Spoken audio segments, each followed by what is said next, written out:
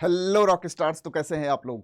तो इस सीरीज में जिसमें कि हम शॉर्ट वीडियोस लेके आ रहे हैं एक एक टॉपिक पे, ताकि अगर किसी पर्टिकुलर चैप्टर में आपको कोई टॉपिक परेशान कर रहा है तो आप उससे परेशान निराश बिल्कुल ना हो, क्योंकि हम उस पर्टिकुलर टॉपिक के ही वीडियो आपको प्रोवाइड कर देंगे ताकि आपकी तैयारी बेहतर हो सके, सुगम हो सके और नीट 2025 में जो डॉक्टर बनने का आपका सपना है वो आप अच्छी तरीके से पूरा कर सकें। तो आज के इस सेशन में हम डिस्कस करने वाले हैं एक बहुत ही इंपॉर्टेंट टॉपिक जिसको हम बोलते हैं रेनिन एंजियोटेंसिन एल्डोस्टेरॉन सिस्टम। बहुत सारे बच्चों को इससे कंफ्यूजन होती है, बहुत सारे बच्चे कंफ्यूज होते हैं, एनसीईआरटी की लाइंस को क्लियरिफाई नहीं कर पाते। तो कहीं ना कहीं हम उसको चार्ट बेसिस में देखेंगे ताकि बहुत अच्छी तरीके से, बहुत भली भांति तरीके से रेनिन एंजियोटेंसिन एल्डोस्टेरॉन सिस्टम को समझ सकें, जो कि रेगुलेशन ऑफ किडनी फंक्शन का एक हिस्सा है। तो आप जरूर से ये बात याद रखिए कि अगर आपको भी किसी भी टॉपिक में डाउट है तो कमेंट बॉक्स में एक बार आप कमेंट कर देंगे तो डेफिनेटली उस डाउट के लिए हम बेहतर से बेहतर तरीके से साधारण, सिंपल से सिंपल फॉर्म में वीडियो तैयार करेंगे और आपके लिए तैयार करेंगे ताकि आपकी तैयारी जो है सुगम हो जाए। हमारा बस यही लक्ष्य है कि आप अपने मंजिल को बहुत ईजिली प्राप्त कर लें। तो चलिए, जिन बच्चों को रेनिन एंजियोटेंसिन एल्डोस्टेरॉन सिस्टम में समस्या है, पहले तो किसी भी सिस्टम की बात कर रहे हैं, रास सिस्टम की बात कर रहे हैं, तो सबसे पहला जहन में सवाल जो नए बच्चे हैं कि सर होता कहाँ है। तो रेनिन एंजियोटेंसिन एल्डोस्टेरॉन सिस्टम कहीं ना कहीं हम एक्सक्रीटरी प्रोडक्ट और एलिमिनेशन यानी उत्सर्जी उत्पाद एवं उसके निष्कासन वाले चैप्टर में हम पढ़ते हैं। जब हम देखते हैं कि हमारे किडनी, जैसे कि सबको पता है कि हमारे यहाँ किडनी जो है नाइट्रोजनस वेस्ट मटेरियल को बाहर निकालने के लिए मुख्य उत्सर्जी अंग की तरह इस्तेमाल किया जाता है। और इसके लिए जो किडनी की फंक्शनल यूनिट है जिसे कि नेफ्रॉन बोलते हैं, वहाँ पे हम निस्यंद बनाते हैं और उस निस्यंद को हम बाहर निकालते हैं। और निस्यंद में क्या होता है, मैक्सिमम जो होता है नाइट्रोजनस वेस्ट मटेरियल होता है। इसी की हम बात करेंगे कि अगर हमारी किडनी कम काम कर रही हो या किसी वजह से हमारे यहाँ निस्यंद कम बन रहा हो तो हमारे यहाँ रेनिन एंजियोटेंसिन सिस्टम जो है वो कैसे एक्टिवेट होता है। दो तीन बातें सामने आएंगी। जैसे इसके जस्ट पहले वाले वीडियो में मैंने जक्स्ट्रा ग्लोमेरुलर सेल का जिक्र किया था। जेजी सेल बताना इसलिए जरूरी था क्योंकि हमारे यहाँ जो इस सिस्टम का जो पहला नाम है रेनिन, वो रेनिन हमारे यहाँ जेजी सेल ही रिलीज करती है। तो अगर जेजी सेल के बारे में थोड़ा भी आपको डाउट हो तो आप जस्ट पीछे वाले वीडियो में जाके देखिएगा तो जेजी सेल आपको पता चल जाएगा। तो किसी बंदे में मान लीजिए कि जीएफआर कम हो गया, यानी ग्लोमेरुलस निस्यंदन दर अगर कम हो गई, हम बोले कि भैया जीएफआर किसी का कम हो गया, ग्लोमेरुलर फिल्ट्रेशन रेट जिसकी नॉर्मल वैल्यू कितनी होती है भैया, तो जिसकी नॉर्मल वैल्यू होती है 125 ml पर मिनट।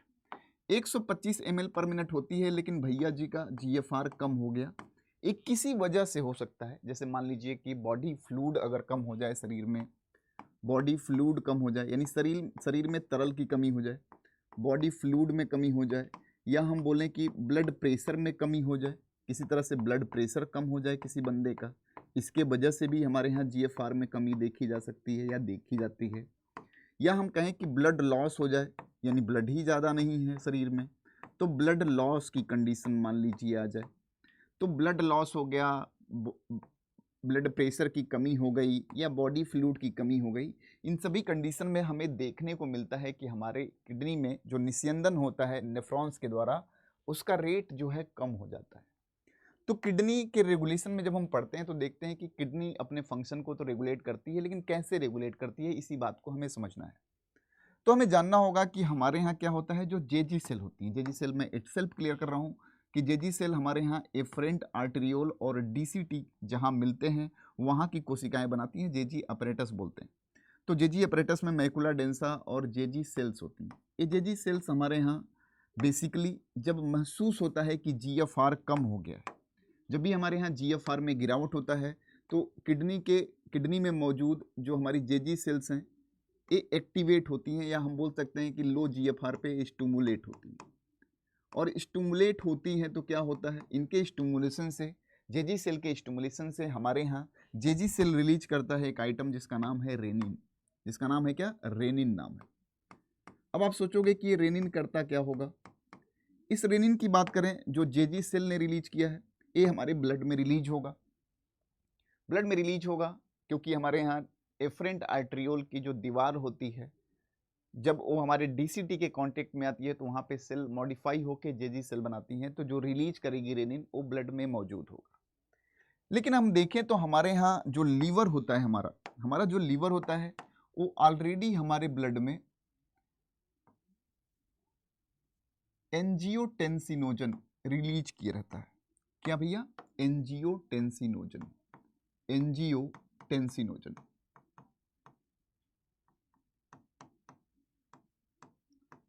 और हम बोलते हैं कि एंजियोटेंसिनोजन जो रिलीज किया है हमारे लीवर ने, हमारे ब्लड में मौजूद होता है, लेकिन क्या होता है? निष्क्रिय होता है, यानी एक्टिव नहीं होता है, इनएक्टिव होता है। क्या होता है? निष्क्रिय होता है। और ये हमेशा पड़ा रहता है,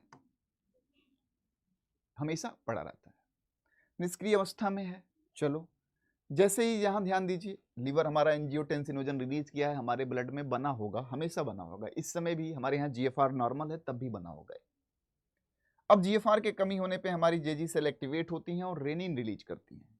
तो चूंकि हमारा जो निष्क्रिय एंजियोटेंसिनोजन है वो भी ब्लड में ही है और ब्लड में हमारा रेनिन भी छोड़ा जाता है, तो जैसे ही हमारा एंजियोटेंसिनोजन सर्कुलेशन में आके और आने की वजह से सर्कुलेशन में एंजियोटेंसिनोजन रेनिन के कनेक्ट में आता होगा, रेनिन से मिलता होगा, ये रेनिन इसे एक्टिवेट करता है और बनाता है क्या? Angiotensin 1, angiotensin 1। ये हमारा एंजियोटेंसिनोजन जो था वो एंजियोटेंसिन 1 में परिवर्तित हो गया, एंजियोटेंसिन 1 में परिवर्तित हो जाता है। अब होता क्या है? ये एंजियोटेंसिन 1 भी तो हमारे ब्लड में ही होगा, इस सर्कुलेशन में है, सर्कुलेट करते करते मान लीजिए हमारे फेफड़े के पास पहुंचते हैं, सर्कुलेशन के माध्यम से होते हुए मान लीजिए एंजियोटेंसिनोजन हमारे फेफड़े के पास पहुंचा। तो फेफड़े में जो ब्लड कैपिलरीज होती हैं, फेफड़े में मौजूद जो ब्लड कैपिलरीज होती हैं, जब ये फेफड़े के पास पहुंचा तो इस फेफड़े के जो ब्लड कैपिलरीज हैं उनकी दीवार से हमारे यहाँ एस एंजाइम, फेफड़े से नहीं होता है, एस एंजाइम रिलीज होता है, जिसे कहते हैं एंजियोटेंसिन कन्वर्टिंग एंजाइम। फेफड़े में मौजूद जो ब्लड वेसल हैं उनसे एस एंजाइम रिलीज होता है। जब एंजियोटेंसिनोजन 1 हमारा एस एंजाइम के संपर्क में आता है तो यही एंजियोटेंसिन जो है 1, यही एंजियोटेंसिन 1 एस के संपर्क में आने के बाद ये परिवर्तित हो जाता है किस पे? एंजियोटेंसिन 2 में, एंजियोटेंसिन 2 में। अब एंजियोटेंसिन 2 में परिवर्तित हो गया। अब इस परिवर्तन से हुआ क्या? ये जो इतनी कहानी चल रही है उससे हुआ क्या? तो हम बोलते हैं इतनी कहानी जो हुई इससे हुआ क्या? ये एंजियोटेंसिन 2 की बात करें तो इटसेल्फ एंजियोटेंसिन 2 जो है वो पोटेंट वेसोकॉन्स्ट्रिक्टर की तरह काम करता है, पोटेंट वेसोकॉन्स्ट्रिक्टर होता है, यानी ब्लड वेसल को क्या कर देता है? संकुचित कर देता होगा। पहला कंडीशन, पोटेंट वेसोकॉन्स्ट्रिक्टर है, ब्लड वेसल को क्या करता होगा? संकुचित कर देता होगा, जिससे क्या होता होगा? ब्लड प्रेशर बढ़ जाता होगा, ब्लड प्रेशर बढ़ेगा, जीएफआर बढ़ जाएगा। एंजियोटेंसिन 2 इसके साथ साथ हमारे एड्रिनल कॉर्टेक्स पे भी काम करता है, एड्रिनल कॉर्टेक्स। और एड्रिनल कॉर्टेक्स पे जब एक काम करता है तो एड्रिनल कॉर्टेक्स के जो हमारा, जब एड्रिनल कॉर्टेक्स को देखेंगे तो जोना ग्लोमेरुलोसा, जोना फैसिकुलेटा और जोना रेटिकुलरिस जो होते हैं उसमें जोना ग्लोमेरुलोसा का एक्टिवेट करता है और रिलीज क्या कराता है? एल्डोस्टेरॉन रिलीज कराता है। क्या रिलीज कराता है? एड्रिनल कॉर्टेक्स से हम बोलते हैं कि हाँ हमारे यहाँ क्या रिलीज होता है? Aldosterone, aldosterone. और एल्डोस्टेरॉन के बारे में हमने पढ़ा होगा कि एल्डोस्टेरॉन हमारे यहाँ जो लेटर पार्ट होता है, जो आखिरी हिस्सा होता है हमारे यहाँ किसका? जो हमारे यहाँ आखिरी हिस्सा होता है हमारे नेफ्रॉन का, वहाँ से सोडियम और वाटर के एब्जॉर्प्शन, खास करके सोडियम के एब्जॉर्प्शन को बढ़ा देता है।